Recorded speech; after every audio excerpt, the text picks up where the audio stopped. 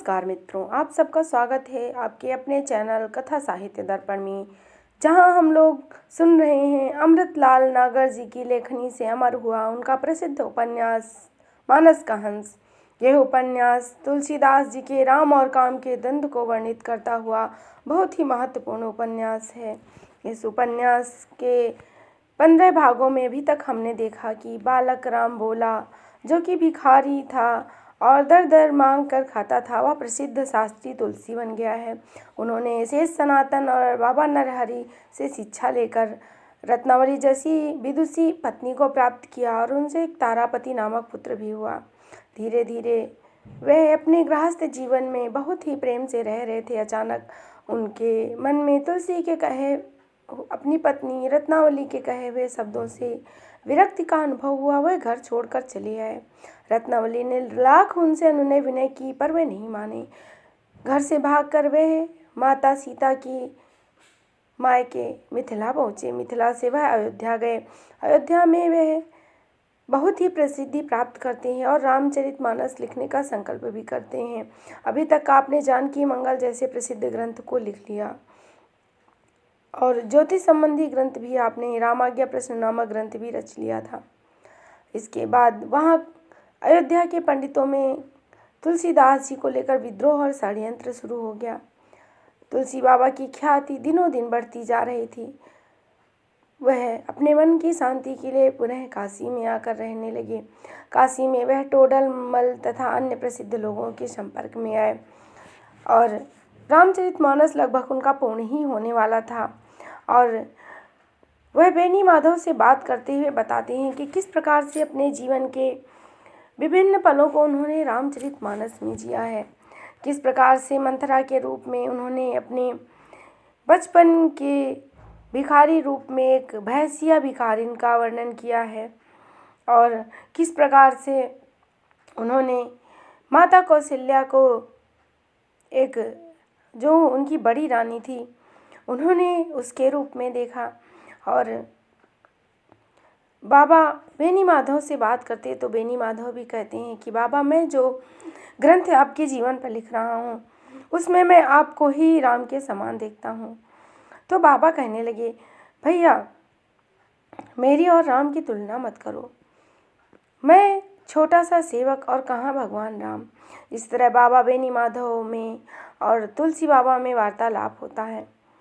बाबा अपने बारे में बताते हैं कि किस प्रकार से उन्होंने किस किस पात्र में क्या अनुभव किया। और उसी बीच लंका कांड में जब लक्ष्मण मूर्छित होते हैं, उस समय मेधा ऋषि के निधन के समय का वह वर्णन करते हैं।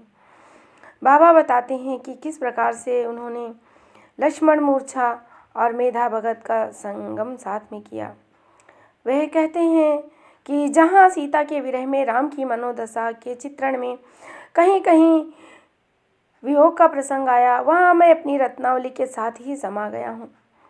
छोड़ो इसे, मेरे मन में इस समय मेधा भगत के अंतिम दिनों की स्मृति उभर रही है। उस समय मैं लंका कांड रच रहा था। युद्ध क्षेत्र में लक्ष्मण और मेघनाद लड़ रहे थे। तुलसी अपनी कुटी में बैठे इस प्रसंग को लिख रहे थे। तभी एक सेवक दौड़ता हुआ आया है और बताता है कि मेधा भगत लड़खड़ाकर चबूतरे से नीचे गिर गए हैं और खून बह रहा है, वे अचेत हैं। तुलसीदास लिखना छोड़कर भागते हैं। मेधा भगत को भीतर कमरे में ले जाया गया।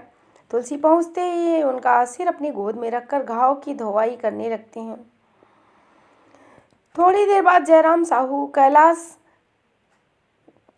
और 2-3 वैद्य भगत जी के कई भक्तों का जमावड़ा भी वहाँ हो जाता है। औषधि का उपचार होता है, किंतु भगत जी की चेतना नहीं लौटती। तब किसी ने उनको जौनपुर के किसी वैद्य का पता बतलाया और जयराम साहू के खर्चे पर कैलाशनाथ उसे जौनपुर लेने चले गए। तुलसीदास जी के अत्यंत विकलता भरे हुए दिन थे। उस समय दुर्योग से उनकी बाईं बाह में भी बाई का दर्द आरंभ हो गया। बाहों में टीसें उठती, पर वे मेधा भगत को छोड़कर नहीं जाना चाहते। रात का समय था। वैद्य की प्रतीक्षा में व्याकुल तुलसी अचेत मेधा भगत के सिरहाने बैठे। उनकी बाह अपनी गोद में रखे सहलाते हुए आंखें मूंदे युद्ध क्षेत्र में राम की गोद में अचेत पड़े लक्ष्मण के विषय में सोच रहे थे। उनकी व्याकुलता राम के मुखारविंदु में काव्य बनकर फूटने लगी। लक्ष्मण के प्रति विलाप करते समय राम के वे भाव विकल क्षण ही उमड़े थे। श्री लक्ष्मण के वैद्य को आना था। हनुमान जी के संजीवनी बूटी का प्रभाव उन पर होना था, क्योंकि वे अवतारी पुरुष थे। परंतु मेधा भाई न बच सके। उसी अचेतावस्था के 2 दिन बाद राम लीन हो गए। मेरा रामचरितमानस उनके सामने ना पूरा हुआ, इसका मुझे बड़ा दुख है। संवत 1535 में जेठ की तीज को रामचरितमानस लेखन का काम पूरा हुआ। उस दिन हमारे मन में अपार संतोष हुआ। तुमने सत्य कहा बेनी माधव। जब अंतिम दोहा रचते समय मैंने प्रार्थना की थी, काम ही नारी पियार जिम लोभी प्रिय जिमिदाम तिम रघुनाथ निरंतर प्रिय लागे मोहि राम। उस समय मुझे ऐसा लगा कि राम मेरे आगे खड़े हैं, जैसे प्रत्यक्ष हो गए हों। मैं भावाभिभूत होकर लेखनी और पोथी छोड़कर उनके चरणों में गिर गया। ऐसा करते ही मेरे राम अंतर ध्यान हो गए।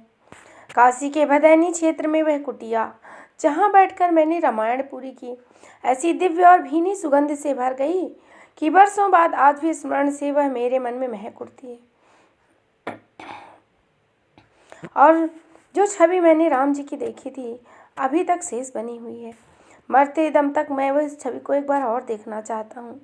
हे राम, आपके स्वभाव, गुणशील महिमा और प्रभाव को शिव, हनुमान और भरत और लखन लाल ने भली भांति पहचाना था। मैं भी आज पहचान रहा हूँ। तुम्हारे नाम के प्रताप से तुलसी ऐसे दीन अभागे भी रामायण की रचना का यह कार्य संपन्न कर सकते हैं। मरते मरते अपनी आँखों में आपकी दिव्य छवि भरकर जाऊं, बस आपसे केवल यही मांग रहा हूँ। बाबा इतने भाव विभूत हो गए कि बेनी माधव देखते रह गए। बंद आँखों से पहले ही आंसू निकल रहे। फिर शांति छा गई। बेनी माधव को लगा कि सामने कोई व्यक्ति नहीं, बल्कि एक प्रकाश पुंज बैठा हुआ। उस समय कोई बात न हो सकी। रात में बाबा के पैर दबाते हुए संत बेनी माधव ने उनसे प्रश्न किया, गुरुजी एक बात पूछूं? हाँ पूछो। रत्ना मैया फिर आपसे मिली? तुलसीदास पल भर चुप रहे, फिर कहा, हाँ यहीं काशी में। हाँ, क्या उस प्रसंग के संबंध में कुछ बतलाना चाहेंगे? बतलाने की कृपा करें। बाबा चुप रहे। उनके मौन को तोड़ने का साहस संत जी में नहीं था, इसीलिए मन मारकर गुरुपद सेवा में तल्लीन हो गए। थोड़ी देर बाद अनायासी बाबा बोले, आज भी सोचता हूँ कि मैंने जीवन में एक महत् अपराध किया है, किंतु ऐसा करने के लिए मैं विवश था। तुलसी अपनी कोठरी के आगे फुलवारी में गंभीर किंतु संतोष की मुद्रा में टहल रहे थे। कभी विकल होकर आकाश की ओर देखकर गिड़गिड़ाती, मुख मुद्रा में दीन बन जाते। उनका चेहरा देखकर लगता कि कुछ तरंगे मचल मचल कर आपस में मिलकर कोई भंवर बना रही हैं। सहसा झाड़ी के पीछे पदचाप सुनाई पड़ी। तुलसी के कान बावले होकर ऊपर उठे और आंखों की चमक झलक देखते ही मंद पड़ गई। मुंह से हल्की निराशा के साथ आप ही निकल पड़ा, अरे यह तो टोडर है। पीछे और भी लोग थे। जयराम साहू, पंडित गंगाराम और टोडर साथ साथ आए। नमस्कार प्रणाम आशीर्वाद की क्रिया संपन्न कर टोडर बोले, हम एक प्रस्ताव लेकर आपकी सेवा में आए हैं। क्या प्रस्ताव है? इस बार गंगाराम बोले, तुमने रामचरित ऐसा महाकाव्य रचकर सचमुच अथक प्रयास किया है, अब तुमको विश्राम मिलना चाहिए। जयराम बोले, हाँ विश्राम तो अवश्य करना चाहिए। आप हमसे इन दिनों में कोई सेवा नहीं करवाए हैं, केवल फलाहार और दुग्धपान करके ही रहे हैं। मैं समझता हूँ आपको अब अन्न ग्रहण करना चाहिए, थोड़ी सेवा स्वीकार करनी चाहिए। अरे तब तो मैं मोटा हो जाऊँगा। मेरा तब ही मेरा आनंद है भाई, उसे मुझसे क्यों छीनते हो? अरे नहीं नहीं, ये सब बातें छोड़िए, अब चतुर्मास लगने वाला है। मैं सतगृहस्थी के बीच में कहीं मानस कथा सुनाना चाहता हूँ, उसी में मुझे आनंद आएगा। टोडर बोले, मैं जो प्रस्ताव लेकर आया हूँ उसके पीछे आपकी रामायण कथा वाली बात मूल रूप से मेरे मन में है। महात्मा जी, तुम्हारा प्रस्ताव क्या है? टोडर सावधान होकर कहने लगे, बात यह है कि पंडित गंगाराम की ओर देखकर, अरे आप ही बतलाएं ज्योतिषी जी। तुलसीदास बोले, ऐसी क्या बात है भाई, इतना संकोच क्यों, कहो। गंगाराम बोले, संकोच इसलिए है भाई क्योंकि बात सुनकर कहीं आप बिगड़ न खड़े हुए। हम लोगों ने जब बात की तो अच्छी तरह से मत लिया, तभी कहने आए। बात यह है कि लोलार कुंड के पास एक वैष्णव मठ है। मठ क्या है, हमारे टोडर की एक नातेदार बुढ़िया थी, वह एक गोसाई जी को अपना घर पुण्य कर गई। गोसाई जी बड़े भक्त और विद्वान थे। उन्होंने 4-5 शिष्यों को भी रख छोड़ा है। अभी वो लोकवासी हो चुके हैं। मठ में गोस्वामी पद के लिए झगड़ा हो रहा है। बाहर से जो पैसा आता है वह प्राय टोडर की बिरादरी वालों से ही आता है। गोसाई जी के शिष्यों में से किसी उस पद के योग्य नहीं है, तो अब या तो मठ बंद कर दिया जाए या किसी योग्य व्यक्ति को उस पद के लिए बिठलाया जाए। तो तुम लोगों ने मुझे चुना है। मैं राम कृपा से गोस्वामी तो बन रहा हूँ, किंतु अभी इस पद के योग्य नहीं हुआ हूँ, अतः तुम्हारा प्रस्ताव मुझे अमान्य है। जयराम बोले, देखिए महाराज, अपने मन से आप चाहे जो कहें, पर काशी के लोग आपको पुराने जमाने के बड़े बड़े ऋषि मुनियों के समान ही समझते हैं। टोडर जी ने औचक में आपका नाम अपनी बिरादरी वालों के सामने ले लिया, पर सबके सब इनके पीछे पड़ गए। लोलार कुंड मोहल्ले में यह खबर फैल चुकी है कि आप आ रहे हैं, और क्या छोटा क्या बड़ा महाराज, सबको मनो इस समाचार से बड़ी खुशी हुई। यह सब ठीक है, किंतु मैं इस प्रपंच में नहीं पढ़ूंगा। मठ में मंदिर भी होगा। हाँ महात्मा जी, स्वाभाविक रूप से कृष्ण मंदिर होगा। हाँ, टोडर के मन में भी यही संकोच आया था, और इन्होंने मेरे सामने प्रश्न भी उठाया, पर मैंने कहा, तुम्हारे मन में राम कृष्ण का भेदभाव नहीं है। तुम कृष्ण पूजा करके भी राम के भक्त बने रह सकते हो। तुमने ठीक कहा गंगाराम, परंतु देखो तुलसी, दीन दुखी जन समाज में तुम्हारा महत्व बढ़ जाएगा, पर यह प्रतिष्ठित नागरिक वर्ग यहाँ के दुष्टों के प्रचार के कारण अभी तुम्हारे संपर्क में आने से संकोच करता है। देखो, बुरा मत मानना तुलसी, भद्रवर्गीय दृष्टि में तुम अभी प्रतिष्ठित नहीं हो। तुलसी उखड़े कुछ तीखे स्वर में बोले, तो मुझे भला उसकी चिंता है। राम करे सब लोग, यहाँ का सारा भद्र समाज धन और वैभव पदों का ऐश्वर्य भोगता हुआ चिर प्रतिष्ठित रहे, पर तुलसी भी क्या किसी से कम है।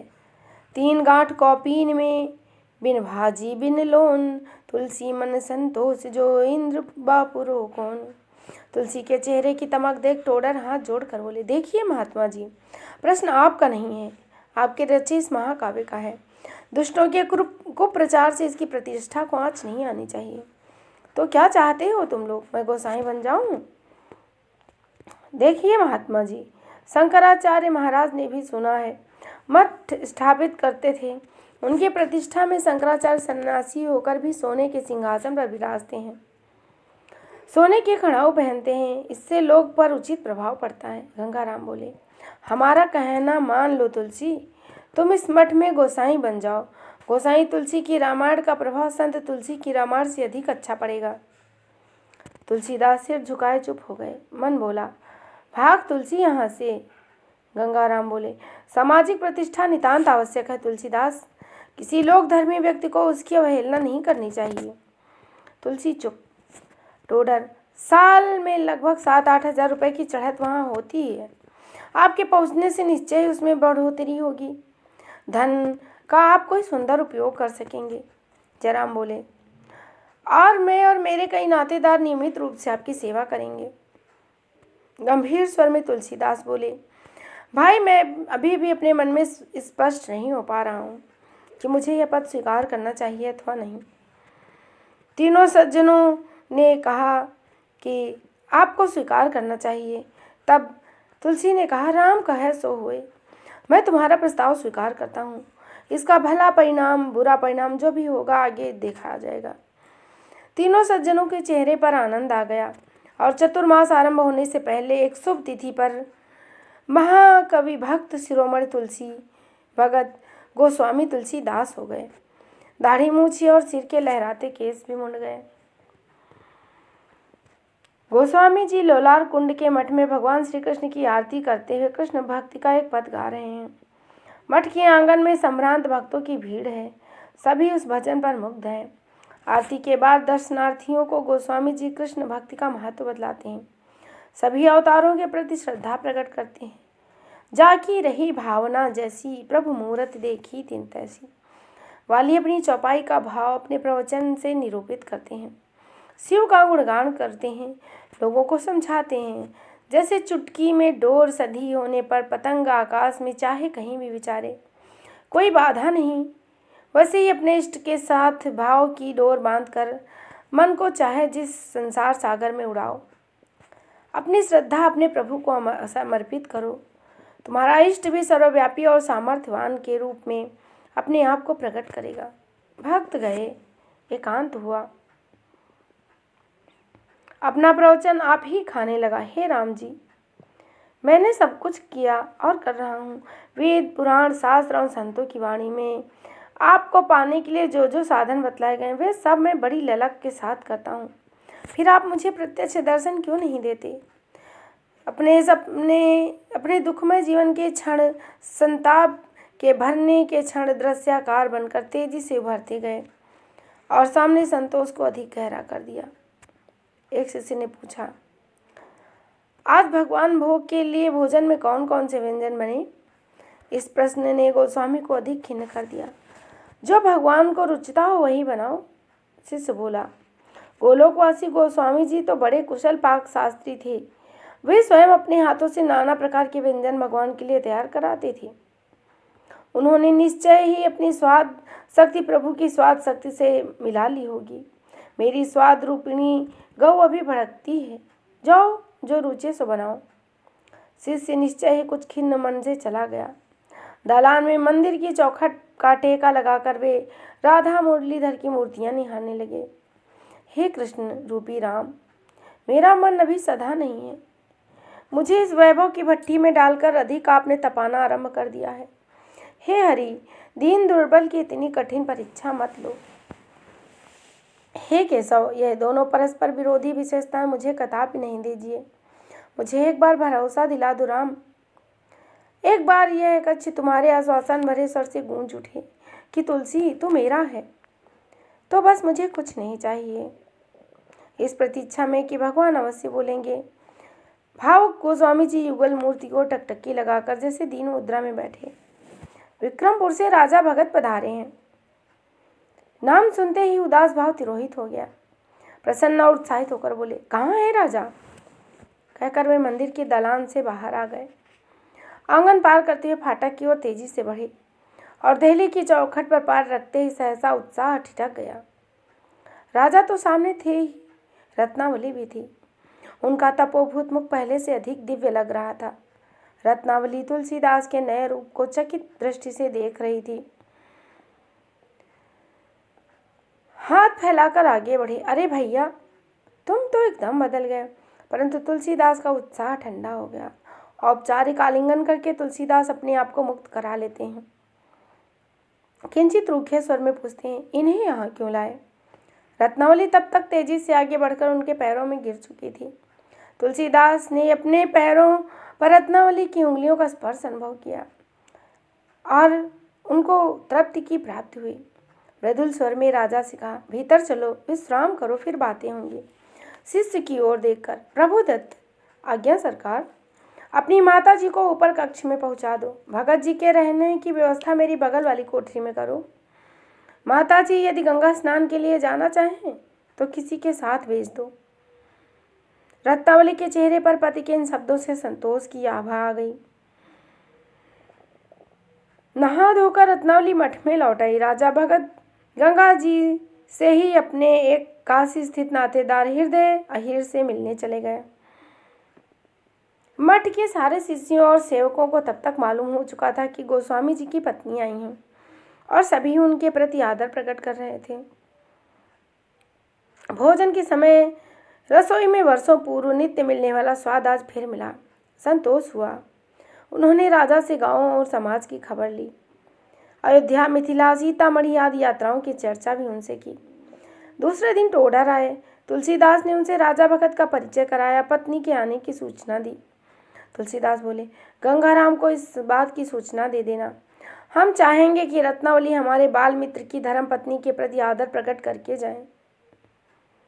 टोडर उल्लसित स्वर में बोले, हाँ हाँ, वहाँ जरूर जाएंगी और मेरे यहाँ भी पधारेंगी। जिस दिन गठजोड़े से महात्मा जी की जूठन गिरने का सौभाग्य मेरे घर को मिलेगा, उसी दिन मेरा जन्म सार्थक होगा। 2-4 दिन बीत गए। इस बीच में तुलसी और रत्नावली का आमना सामना एक बार भी ना हुआ। तुलसी चाहते थे कि उन्हें हिरते फिरते रत्नावली की सूरत देखने का मौका मिल जाए, पर रत्नावली बहुत सतर्क रहती थी। बस भोजन के समय ही वह थाली लगाकर देती थी और वे थाली के सामने बैठकर बार बार रत्नावली की छवि के साथ अपने मन को बांध लेते थे। पंडित गंगाराम के यहाँ सूचना पहुंची तो रत्नावली को लिवा लाने के लिए तुरंत उनके यहाँ से पालकी आ गई। रत्नावली प्रहलाद घाट गई तो भोजन का वह स्वाद भी चला गया। राजा बैठे हुए धर्म चर्चा कर रहे थे। रसोइया 2 गिलासों में दूध ले आया। तुलसीदास बोले, अरे भाई, गोस्वामी क्या बन गया हूँ। 8 पहर तरमाल चबाते चबाते दुखी हो गया हूँ। एक घूंट पिया, मलाई चबाते हुए मुंह बनाया, फिर मुस्कुराकर कहा, वाह रे राम जी, कहाँ तो वह एक दिन था कि कटोरी भर छाछ के लिए मैं लहलाता था और कहाँ अब इस सौंधे दूध की मलाई को भी खाते हुए खुन्नस लग रही है। राजा बोले, काहे खुनसाते हो भैया, तुम्हारी जिभ्या से भगवान जी स्वाद लेते हैं। गोसाइयों में हमने ये बात अच्छी देखी कि गोसाई लोग दुनिया भर के हर भोग को राजी होकर ग्रहण करते हैं। अपने स्वाद और सुख को वे भगवान को मानकर ही तो ग्रहण करते हैं। गोस्वामी जी महाराज चुप रहे, दूध पीते रहे। बाद में उन्हें राजा के मन का हल्का सा संकेत मिल गया। उन्होंने तुरंत ही राजा भगत की मनोधारा का मुहाना बंद करने का निश्चय किया। तुलसी ने कहा, यह ऊंची बात तो खरे गोस्वामियों में होती है। मैं पूर्ण गोस्वामित्व पाने के लिए अभी तक राम की ड्योढ़ी का भिखारी हूँ। इसी तरह दोनों एक दूसरे को अपने पैतरों से समझाते रहे।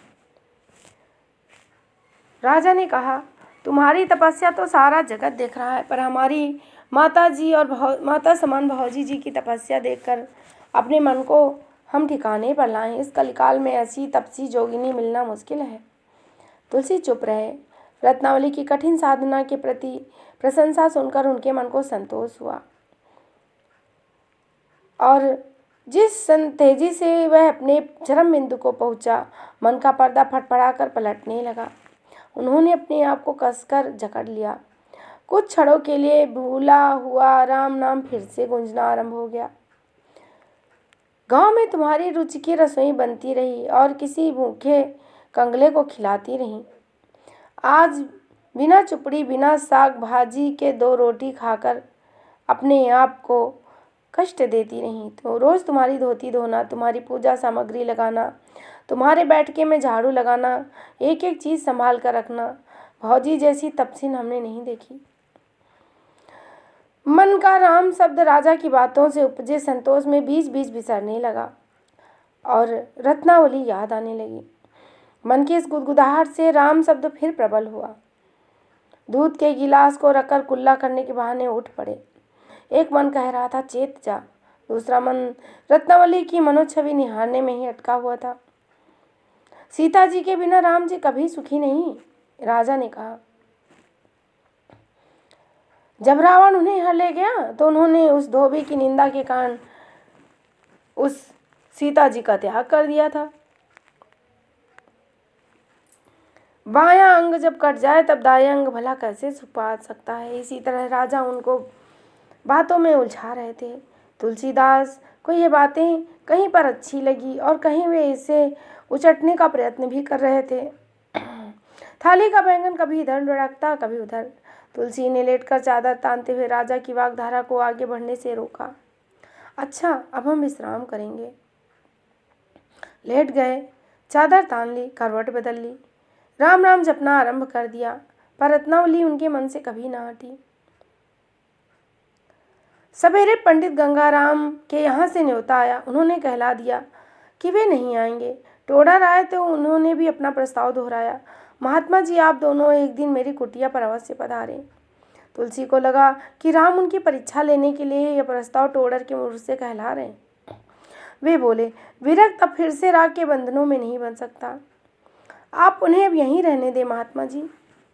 बात पूरी भी ना होने पाई कि गोस्वामी ने झटके से काट दिया और उत्तेजित सुर में बोले, तुम क्या चाहते हो कि मैं अपनी अथवा अपनी पत्नी के सुख के लिए समाज की आस्था को अधर में लटका दूं? यह असंभव है टोडर। क्षमा करें महाराज, किंतु इससे लोगों की आस्था क्या में बिखरेगी? बल्लभ गोस्वामी की घर गृहस्थी उनके साथ रहती थी, फिर भी उन्हें मोक्ष लाभ हुआ। तुलसी ने मीठी झिड़की देते हुए कहा, तुम समझते क्यों नहीं टोडर? आज का समय वल्लभाचार्य जी के दिनों जैसा नहीं है। कबीर जी वाला समय भी बीत गया। यह घोर कलिकाल है। नैतिकता का इतना ह्रास हो चुका है कि यदि एक स्तर तक उठाया न रखा जाए तो सारा संसार अनैतिकता की लपेटे में आ जाए। टोडर चुप हो गए। राजा भगत ने इस बार तुलसी रत्नावली को मेल कराने के लिए पूरा षड्यंत्र रच लिया। उन्होंने पंडित गंगाराम टोडर, यहाँ तक कि कैलाश कवि को भी अपने पक्ष में कर लिया। मठ में रहने वाले शिष्यों ने भी कहा, माता जी परम विदुषी हैं, यहाँ रहने से हमें अध्ययन में बड़ी सहायता मिलेगी। तुलसी सुनते, ऊपर से विरोध करते, पर उनका मन कहता, रत्नावली को पास रखकर यदि अपना ध्यान साधो तो अधिक सुगम रहेगा। काम विकार कभी कभी मुझे सताता तो है ही, उससे कहीं अच्छा है कि मेरा विकार धर्म सम्मत होकर शांत रहे। एक दिन नाथू जब उनके बाल बनाने आया तो उसी समय मठ के द्वार पर रत्नावली की पालकी आ गई। रत्नावली जी की पालकी को देखते ही परम संतोष तुलसीदास के चेहरे पर चमका। वह अपने दास से बोले, सरवन, उनसे बराबर पूछताछ करते रहना, उनकी सेवा में कोई कमी ना है। भृत्य सरवन ने कहा, अच्छा महाराज जी। कहकर जाते ही नथु ने कटोरी से माता स्वामी जी के दाढ़ी को सहलाते हुए कहा, माता जी आ गई सरकार, यह बड़ा शुभ हुआ। तुलसीदास चुप रहे। उन्हें भी उस समय सुख का अनुभव हो रहा था। नथु ने फिर अपना राग लापा, यह दुनिया वाले बड़े कमीने हैं महाराज, कलयुग सबका मन काला कर देता है। तुलसी आंखें मीचे मौन बैठे सुखानुभव कर रहे थे। नथु ने फिर बात आगे बढ़ाई, जब से माई काशी आई तब से लोग वाग हमसे पूछते हैं कि अब क्या माता जी यहीं रहेंगे? हम क्या कहें सरकार, बड़े गोस्वामी जी भी तो गिरहस्थ रहे, पर नहीं, उनको कोई कुछ नहीं कहता। आपके लिए रोक टोक करते हैं, कहते हैं 4 दिन की चांदनी फिर अंधेरा पाक, अब तपस्या करके छोड़ के ये लोग भोग विलास करें। तुलसी के मन में संतोष और सुख का महल बालू की दीवार सा गिर पड़ा। वे उत्तेजित होकर बोले, इस प्रसंग को यहीं समाप्त कर दो नथु।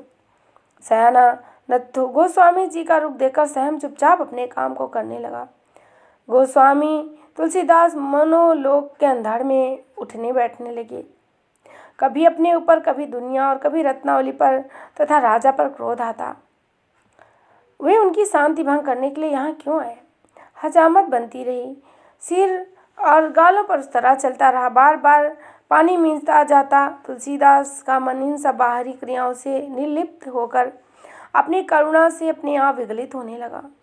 मन राम जी के चरणों में शांति पाने के लिए दौड़ पड़ा। कभी योगाभ्यास करता तो कभी वह सठ भोग विलास में फंस जाता है। इसी प्रकार वह अपने आप को कोसते रहे। नाथू ने उनकी आंखों से आंसू टपकता देखा तो अपना उस तरह रोक दिया। उस तरह और हाथ का स्पर्श हटते ही तुलसी को बाहरी होश आ गया।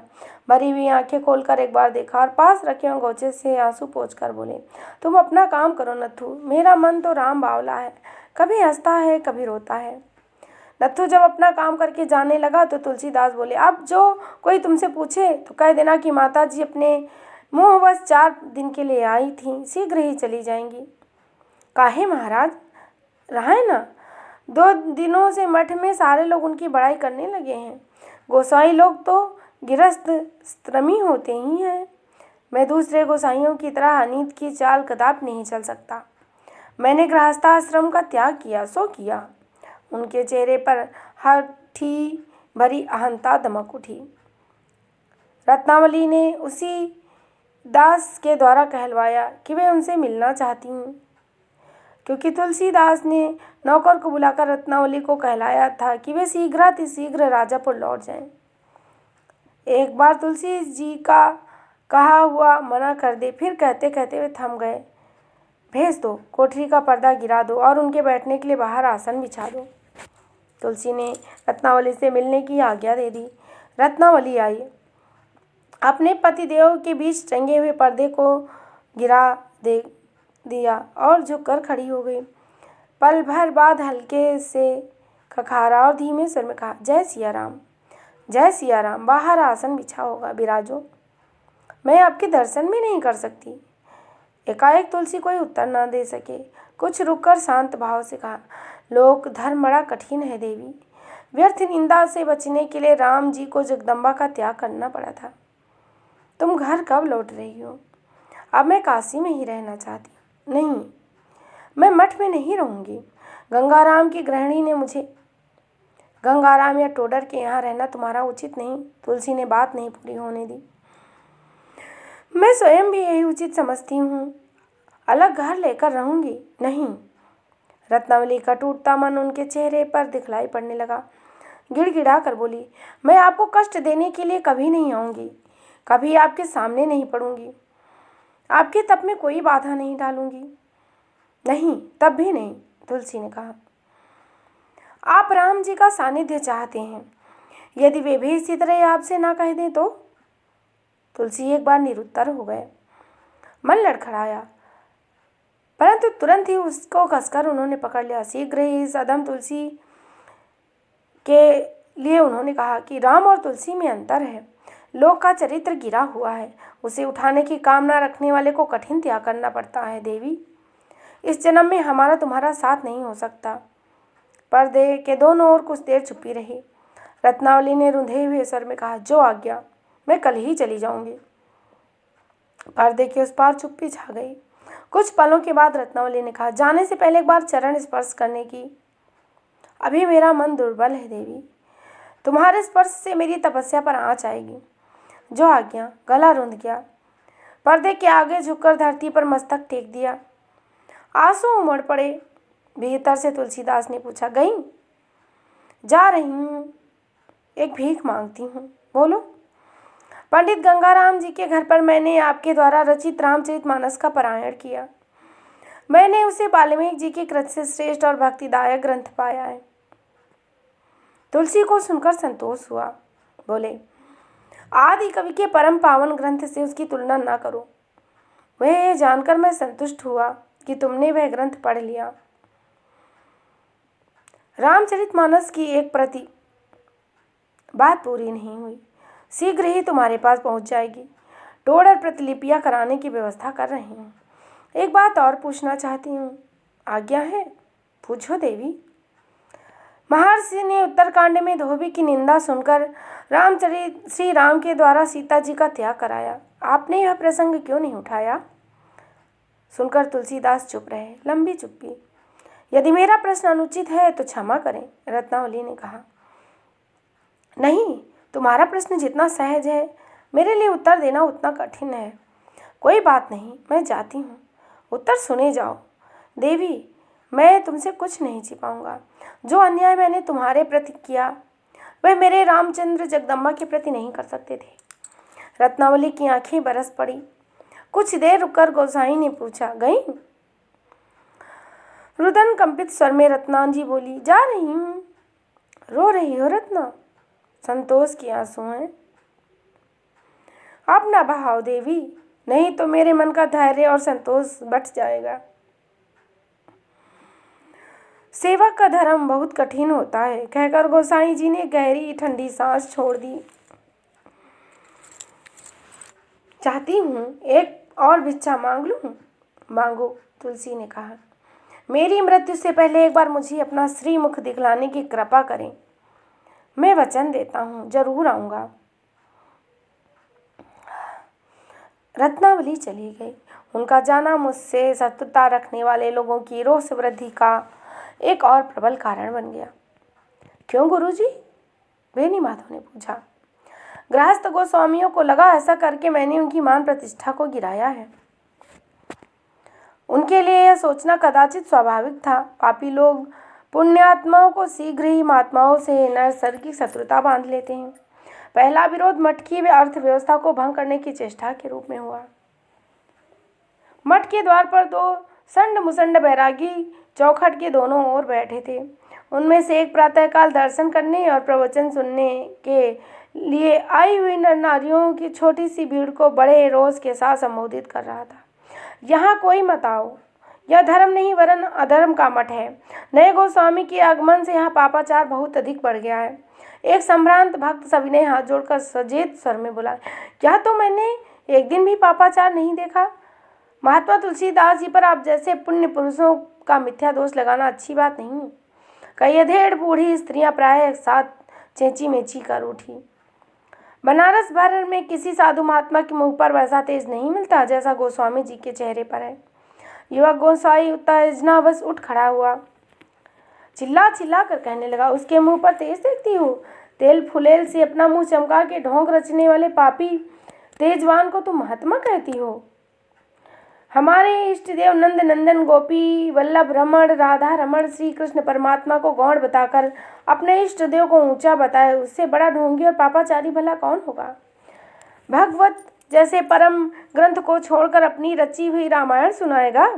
कहाँ तो महर्षि वेदव्यास रचित श्रीमद् भागवत जो 18 पुराणों से भी श्रेष्ठ है। कहाँ और कहाँ इस ढोंगी की तुक्कड़ की भ्रष्ट कविता, न उसी में मात्राओं का ज्ञान न छंद का। हम यहाँ अनशन पार्टी लेकर बैठ पड़ेंगे।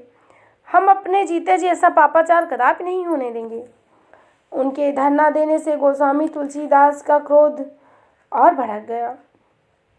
उन्हें लगा जैसे लंका पर चढ़ाई करने के लिए राम जी सेना सहित समुद्र के तट पर खड़े हैं और समुद्र जाने की राह नहीं दे रहा है।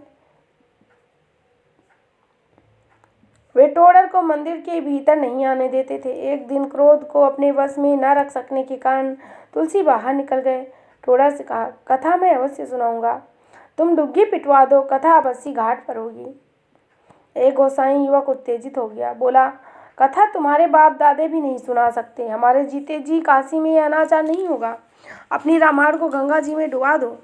मेरी रामायण जन जन के हृदय का हार बनेगी और बनकर तैरेगी। राम कृपा से यह कथा अवश्य होगी। शंकर भोलानाथ स्वयं मेरी कथा सुनेंगे। डुग्गी पिट गई। वैष्णव और शैवों में कुटिल प्राणियों का प्रबल संगठन मेरे विरुद्ध तैयार हो गया। लोग आपस में एक दूसरे को गालियां देते फिरा करते थे और कहाँ मिलकर मेरे विरुद्ध षड्यंत्र रच रहे थे। मेरे पुराने विरोधी बटेश्वर मिश्र कुछ पंडितों की ओर से यह निर्णय ले आए कि गोस्वामी तुलसीदास रामचरितमानस का एक अत्यंत निकृष्ट ग्रंथ लिख रहे हैं। इसमें धर्म दर्शन भक्ति का गलत निरूपण किया गया है। काव्य की दृष्टि से भी यह एकदम हीन और अशुद्ध है। इसको सुनने वालों को रौ रौ नरक भोगना पड़ेगा। यमदूत उनके कानों में खौलता हुआ तेल डालेंगे। मेरे लिए वे दिन बड़े ही दुखदायी थे। किंतु गंगाराम तथा टोडरमल की दौड़ धूप से काशी के पंडितों का एक और निर्णय गली गली में प्रचारित होने लगा। इन पंडितों ने पहले प्रचारित किए हुए निर्णय को भ्रामक बतलाया। कुछ पंडित गण जिन्होंने रामायण के थोड़े बहुत अंश सुन रखे थे कहने लगे, यह तुलसी के प्रति मिथ्या प्रचार है। नगर का जनमत पहले वाले निर्णय के विरुद्ध था। स्वयं पंडितों में ही विकट द्वंद्व मचने लगा। उन दिनों काशी में मेरा बाहर निकलना दूभर हो गया। जिधर जाओ उधर ही निंदक मिलते और प्रशंसक भी। मैंने सोचा राम कथा को लेकर ऐसा राग द्वेष बढ़ाना उचित नहीं है। स्वामी मधुसूदन जी सरस्वती काशी के सभी पंडितों को मान्य थे। मैंने उनसे जाकर निवेदन किया, महाराज आप रामचरितमानस सुने। यदि आपकी दृष्टि में वह ग्रंथहीन सिद्ध हुआ तो मैं तुरंत उसे गंगा में जाकर प्रवाहित कर दूंगा। वे राजी हो गए। यह सभा तो विश्वनाथ जी के मंदिर में हुई थी ना गुरुजी। विश्वनाथ जी का मंदिर उन दिनों निर्माणाधीन था, किंतु उसके पास ही यह पंडित सभा जुड़ी। मैंने रामायण वाचना आरंभ किया। राम जी का एहसास नहीं वर्षण हुआ बेनी माधव कि ज्यों ज्यों कथा आगे बढ़ती जाती त्यों त्यों पंडित मंडली पर उसका प्रभाव बढ़ता जाता। कथा के अंतिम दिन राम कथा गिरजा में बरनी कलिमल हरनि मनोहर हरनी संस्कृति रोग से जीवन मूरी राम कथा गावें श्रुति पूरी। सभा के सभी पंडितों के चेहरे मंत्रमुग्ध लग रहे थे। स्वर की मधुरता, शब्दों का जादू और भक्ति रस की अजस्र निर्मल धारा। काशी के प्रमुखतम शंकर मतानुयायी सर्वमान्य महापंडित परम चरित्रवान सन्यासी मधुसूदन जी सरस्वती के रोम रोम को आनंद आप्लावित कर रही थी। केवल बटेश्वर मिश्र और उनके जैसे कुछ लोग ही भुने जा रहे थे। मधुसूदन सरस्वती से लेकर सभा में बैठा हुआ प्रत्येक बोधवान सन्यासी और पंडित उनको शत्रुवत लग रहा था। वे सब एक दूसरे को देख आंखें मिचमिचा रहे थे। खीज, हार और क्रोध की चढ़ती उतरती लहरें उनके चेहरे को विरूप बना रही थी। कथा चलती रही। गोस्वामी जी ने अंतिम दोहा पढ़ा और पढ़ते पढ़ते राम के ध्यान में ऐसे मग्न हो गए कि उन्हें अपने तन बदन का होश न रहा। हाथ जोड़े बैठे हुए तुलसीदास की कथा गौर काया संगमरमर की सजीव मूर्ति सी लग रही थी। उनके मुख पर परम संतोष छाया हुआ था। कथा समाप्त हुई। मधुसूदन सरस्वती कुछ देर तक आंखें मूंदे आनंद मग्न बैठने लगे। उठे और तुलसीदास के पास आए और बड़े स्नेह से उनके सिर पर हाथ फेरने लगे। तुलसीदास की आंखें खुली।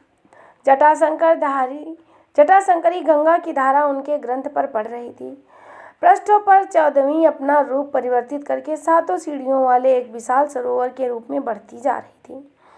उसमें गंगा भरती जा रही थी। धारा में, सरोवर की उड़ती हुई लहरों में जहाँ देखो वहाँ सिया राम की छवि दिखलाई पड़ रही थी। तुलसी गदगद हो उठे। मधुसूदन जी सरस्वती ने सभा को संबोधित करते हुए कहा, आनंद काननेस्मिन् जंगम तुलसी तरु कविता मंजरी यस्य राम भ्रमर भूषिता। सभा मंडप से निकलकर भीड़ गली के बाहर आ गई। रामचरितमानस ग्रंथ काठ की पेटी में बंद कर दिया गया। टोडर को अपने हाथ में पेटी लेकर तुलसी और गंगाराम के पीछे पीछे आते हुए सब देख रहे थे। अनेक पंडित तुलसीदास जी के साथ ही चल पड़े, उनकी प्रशंसा का सुमेरु खड़ा कर रहे थे। चारों ओर आगे पीछे सब लठायत उनके साथ चल रहे थे। मजबूत दीवार थी। बटेश्वर मिश्र और उनकी दुष्ट मंडली बड़ी तेजी के साथ लठायतों की भीड़ को ढांक कर उन्हें खदेड़ने और बिखेरने लगी, किंतु सफल न हो सकी। बटेश्वर के सामने पड़ने वाला अहीर उनके आगे बढ़कर जब तनिक सा इधर उधर न हुआ तो लाल लाल आंखें निकाल कर बोले, सरक उधर, रास्ता दे। लठायत बोले, इतना तो रास्ता पड़ा है महाराज, चले काहे नहीं जाते। बटेश्वर जी गरज उठे, सरऊ जानता है हम कौन हैं? मैं अभी तुमको भाषण कर सकता हूँ। अहीर युवक भी तेज पड़ा। वह आंखें निकाल कर बोला, ए बटू सर, तो है अपनी इज्जत प्यारी होए तो चुप्पे निकल जाओ, नहीं तो जान लो कि हम बड़े बेरहम हैं। देख ले चाहे जो हो जाए, हम तोहरी तंत्र मंत्र भरी को पढ़िया को एक की दुई बनाए दे, समझे कि नहीं। लड़ाई झगड़े की आवाज़ों से तुलसीदास और उनके साथ चलने वाली भीड़ भी इधर उधर देखने लगी। क्या बात है, क्या बात हो गई, सभी चिल्लाने लगे। तुलसीदास के साथ वाली भीड़ गले में ज्यों ही ओकोर सिमटी त्यों ही रामायण की पेटी लिए टोडर अपने आगे लठैतों को लिए हीर से कहते हैं, चलो बढ़ो हृदय, हम लोग नहीं रुकेंगे। लठैतों की अगली पंक्ति आगे बढ़ी तो पिछली स्वाभाविक रूप से अपने साथियों के साथ पीछे चल पड़ी। तुलसीदास के साथ वाले पंडित उन्हें रास्ता देने के लिए गली गली में और सिमट गए। अब तुलसी और बटेश्वर आमने सामने थे। बटेश्वर तुलसी को देखते ही क्रोध के मारे बौरा गए। आंखें लाल करके दिखलाते हुए हाथ बढ़ाकर गरजने लगे, रे नीच नराधम, समोहिनी मंत्र से मधुसूदन जी महाराज को तथा इन सारे पंडितों को बांधकर तूने अपने दंभ का जो जाल फैलाया है, निश्चय ही उसे मैं तोड़कर नष्ट कर दूंगा। अरे नीच, मैं तेरी हत्या कर डालूंगा। लठैतों की भीड़ पोथी लेकर आगे बढ़ गई। तुलसीदास हाथ जोड़कर बोले, मिश्र जी, आप मुझसे बड़े हैं, गुरु भाई हैं, आपके इन वचनों को मैं प्रसाद के रूप में ग्रहण करता हूँ। एक बूढ़े पंडित बोले, अरे बटेश्वर, मिथ्या क्रोध और दंभ न करो, क्यों अपनी फजीहत कराते हो। कुछ लोगों ने मामला शांत कराया और आगे बढ़ाए जाने पर बटेश्वर बढ़े तो अवश्य, किंतु तुलसी और गंगाराम के पास से गुजरते हुए एक बार फिर भड़के बिना नहीं रह सके। इस नीच गंगाराम को, टोडर को तथा तुम्हारे सभी पक्षधरों को सारी काशी से सत्यानाश कर डालूंगा। इसी तरह वह मिथ्या प्रलाप करते हुए आगे बढ़ गए।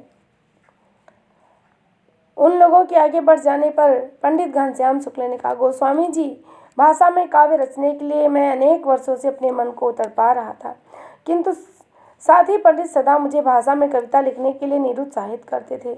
आपके मानस महाकाव्य से आज मुझे अपार मनोबल मिला। अब मैं भी भाषा में काव्य रचना करूँगा। तुलसी बोले, भैया, का भाषा का संस्कृत प्रेम चाहिए साच, काम जुआवे कामरी काले करे कुमाच। भाषा लाखों लोग समझते हैं, भाषा की शक्ति राम की शक्ति है। एक पंडित ने पूछा, अब तो आप काशी में कहीं अवश्य ही जनार्दन को पूरी रामायण सुनाएंगे। हाँ, विचार तो यही है। इसी तरह सब बातें कर रहे थे और सभी लोग तुलसीदास जी को सावधान रहने की चेष्टा कर रहे थे, क्योंकि अब उनके शत्रु अधिक बढ़ गए थे। इसी तरह सब लोग आपस में बातें कर रहे थे। टोडर, तुलसीदास जी और उनके सारी मित्र मंडली एक साथ बैठे हुए और सब आपस में बातें कर रहे हैं और सभी मठाधीश और जो अन्य लोग थे वह सभी बातें बोल रहे थे। अब हम आज यहीं तक बातचीत करते हैं, आगे का भाग हम अगले भाग में देखेंगे। पुनः आपसे भेंट करेंगे अगले भाग के साथ। तब तक के लिए धन्यवाद। आप पढ़ते रहिए, अध्ययन करते रहिए। जय हिंद, जय हिंदी।